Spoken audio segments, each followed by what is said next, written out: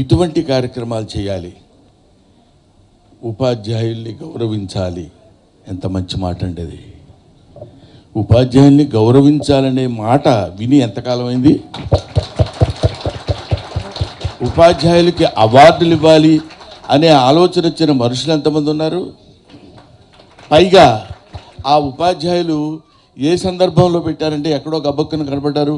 మన స్కూల్లో ఉన్న 4 ఉపాధ్యాయులను తీసుకురంటారు, దండలేసి ఫోటో తీసుకుని ఉపాధ్యాయులను సత్కరించిన రామచంద్ర యాదవ్ అని పెట్టచ్చు. కాదు, సావిత్రిబాయి పూలే ఆ మహాతల్లి ఇవాళ ఎంతమంది సమాధుల మీద మనం నిలబడి జాతీయ జెండా ఎగరేస్తున్నామో తెలుసు కదండి. అలాగా ఎంతోమంది మహనీయుల యొక్క,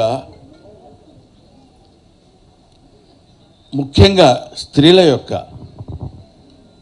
ఆశయాల మీద మనం బతుకుతూ, ఇందాక అమ్మాయి చెప్పింది, నేను వాళ్ళు ఇక్కడ నిలబడి మాట్లాడగలుగుతున్నానంటే that all credit goes to Savitribai Phule. తీర్చిదిద్దేటువంటి అవకాశం ఒక ఉపాధ్యాయుడికి మాత్రమే ఇచ్చాడు. ఒక ఉపాధ్యాయుడికి మాత్రమే భగవంతుడు ప్రసాదించినటువంటి అత్యద్భుతమైన వరం ఏంటంటే, మన దగ్గర చదువుకున్న వాళ్ళు ఇప్పుడు నాతో పాటు నేను ఎక్కడికైనా వెళ్తే ఫ్యాన్స్ బోల్డ్ అంతమంది కనబడి బ్రహ్మానందం బ్రహ్మానందం అని అరుస్తుంటారు.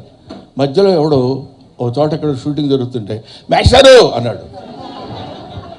ఒకసారి శరీరం అంతా పులకించింది ఆ పిలుపు. అలాంటి పిల్లల్ని తయారు చేసి పెద్ద పెద్ద పొజిషన్స్లో ఉన్నప్పుడు హీఈస్ మై స్టూడెంట్ అండి, నా దగ్గర చదువుకున్నాడు అని చెప్తే ఎంత అందంగా ఉంటుంది.